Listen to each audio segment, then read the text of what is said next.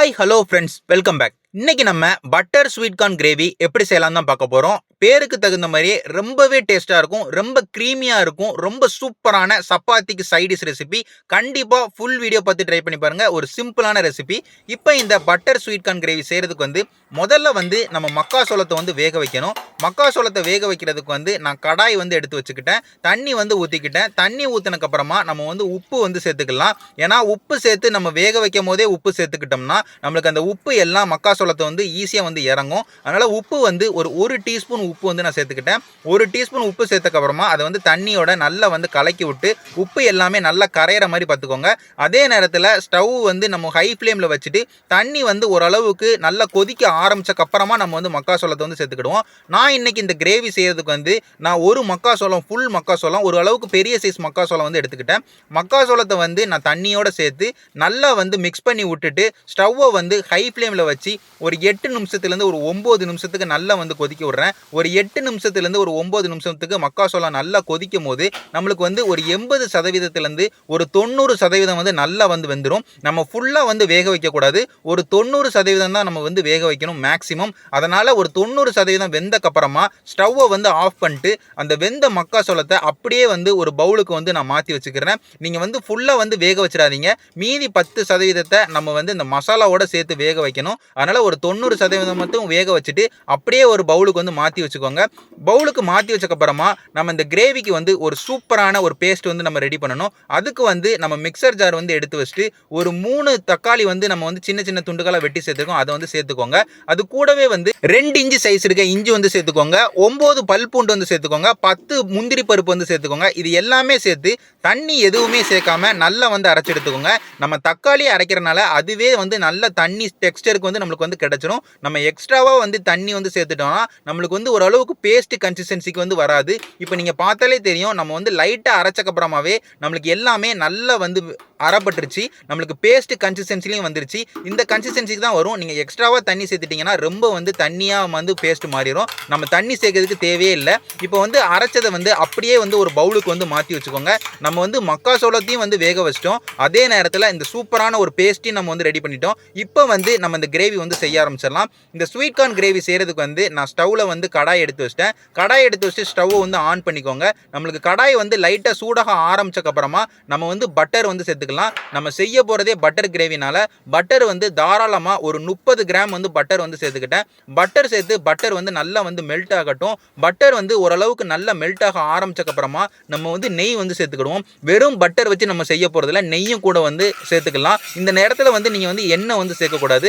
பட்டருக்கு ஒரு அளவுக்கு பொருத்தமானது நெய் தான். அதனால பட்டர் நெய் ரெண்டுமே சேர்த்துட்டா நல்ல ஒரு கிரீமியான டெக்ஸ்சரும் ஒரு கிரீமியான ஃப்ளேவரும் ஒரு நல்ல ஒரு வாசனையும் தரும். நம்ம நெய் ஒரு 2 டேபிள் ஸ்பூன் நெய் சேர்த்துக்கிட்டோம். இது ரெண்டுமே சேர்த்து நல்லா பட்டர் மெல்ட் ஆகி நெய் சூடாக ஆரம்பிச்சக்கு அப்புறமா சீரகம் 1.25 டீஸ்பூன் சீரகம் சேர்த்து சீரகத்தை ஓரளவுக்கு மீடியம் ஃப்ளேமில் ஒரு 30 செகண்ட்லேருந்து ஒரு 40 செகண்டுக்கு நல்ல வாசனை வர அளவுக்கு நல்லா வறுத்து எடுத்துட்டேன். வறுத்து முடிச்சக்கப்புறமா வெங்காயம் 2 வெங்காயம் ரொம்ப சின்ன சின்ன துண்டுகளாக வெட்டி சேர்த்துருக்கேன். 2 பெரிய வெங்காயத்தையுமே நல்லா நம்ம வதக்கி விடணும். ஓரளவுக்கு பொன்னிறம் மாறுற அளவுக்கு நம்ம வதக்கணும். அதனால் ஸ்டவ்வை ஹை ஃப்ளேமில் வச்சு ஒரு 4 நிமிஷத்துக்கு நல்லா வதக்கி விட்டிங்கன்னா வெங்காயம் நல்லா பொன்னிறம் கலருக்கு மாற அளவுக்கு நம்மளுக்கு வதங்கிடும். நம்ம லைட்டாக பொன்னிறம் கலருக்கு இப்போ நம்மளுக்கு மாற ஆரம்பிச்சிச்சு. ஒரு 4 நிமிஷத்துலேயே லைட்டாக பொன்னிறம் கலருக்கு மாற ஆரம்பிச்சிட்டு இந்த நேரத்தில் ஸ்டவ் ஹை ஃப்ளேம்லேயே இருக்கட்டும். நம்ம குடமிளகா சேர்த்துக்கலாம். ஒரு குடமிளகாவை ரொம்ப சின்ன சின்ன துண்டுகளாக வெட்டி சேர்த்துருக்கேன்.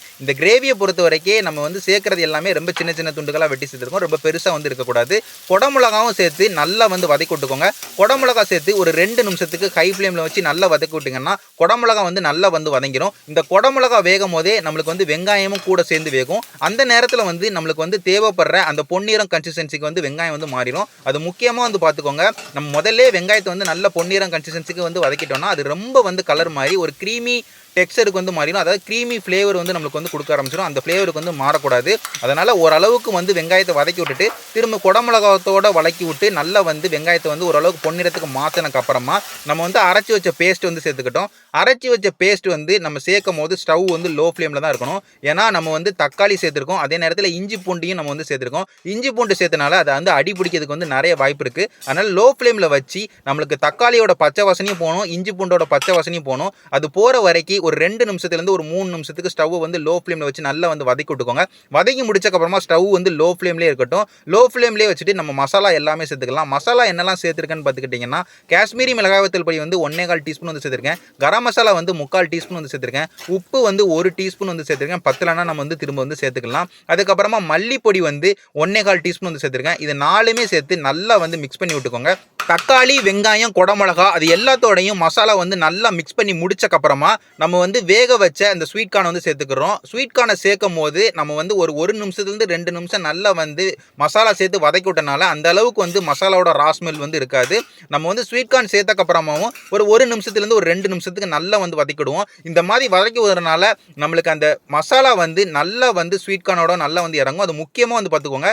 கண்டிப்பாக வந்து ஒரு நிமிஷத்துலேருந்து ஒரு 2 நிமிஷத்துக்கு ஸ்வீட் கார்ன் சேர்த்தக்கப்புறமா நல்லா வந்து மிக்ஸ் பண்ணி விட்டுக்கோங்க. லோ ஃப்ளேமில் வச்சு மிக்ஸ் பண்ணி முடிச்சக்கப்புறமா நீங்கள் வந்து தண்ணி வந்து சேர்த்துக்கோங்க. தண்ணி வந்து நம்ம வந்து கிரேவி வந்து ஓரளவுக்கு திக்கு கிரேவியாக பண்ணுறனால ரொம்ப வந்து நம்ம வந்து தண்ணி சேர்க்கக்கூடாது. மேக்ஸிமம் ஒரு 2 கப்பு வந்து தண்ணி சேர்த்துக்கோங்க. ஒரு 1.5 கப்புலேருந்து ஒரு 2 கப்பு தான் நம்ம வந்து தண்ணி சேர்க்கணும். அதே நேரத்தில் நம்ம வந்து ஒரு 10% வந்து மக்காச்சோளத்தை வந்து வேக வைக்கணும்னு நான் சொல்லியிருந்தேன். அதை வேக வைக்கிற அளவுக்கும் நம்ம வந்து தண்ணி சேர்த்துக்கணும். அதனால் ஒரு 2 கப்பு வந்து அதாவது 1/2 லிட்டர் தண்ணி சேர்த்துக்கிட்டிங்கன்னா உங்களுக்கு போதுமான அளவுக்கு கிரேவிக்கு வந்து இருக்கும். தண்ணி சேர்த்தக்கப்புறமா நல்லா மிக்ஸ் பண்ணி விட்டுட்டு உப்பு காரம் கரெக்டாக இருக்கான்னு பார்த்தேன். உப்பு காரம் ரொம்பவே கரெக்டாக இருந்தது. எதுவுமே எக்ஸ்ட்ரா தேக்க தேவையே இல்லை. இப்போ வந்து நம்ம வந்து மூடி போட்டு வேக வச்சிடலாம். மூடி போடுறதுக்கு முன்னாடி ஒரு 10 கிராம் வந்து பட்டர் வந்து சேர்த்துக்கோங்க. பட்டர் சேர்த்து மூடி போட்டு ஸ்டவ்வை வந்து ஓரளவுக்கு லோ மீடியம் ஃப்ளேமில் வச்சு வேக வைங்க. லோ மீடியம் ஃப்ளேமில் வச்சு ஒரு 5 நிமிஷத்துக்கு வந்து வேக விட்டிங்கன்னா உங்களுக்கு இந்த கிரேவி வந்து ரொம்பவே சூப்பராக வந்து ரெடி ஆயிரும். மக்காச்சோளமும் நம்மளுக்கு நல்லா வந்து வெந்துடும். இப்போ நம்மளுக்கு கிரேவி வந்து ஃபுல்லாக வந்து ஓவர் ஆயிடுச்சு. நம்ம சப்பாத்தி கூடலாம் இப்போ வச்சு சாப்பிட்டோம்னா அவ்வளவு டேஸ்ட்டாக இருக்கும். வாசனையும் நல்ல ஒரு வாசனையில் வந்து ரெடி ஆயிடுச்சு.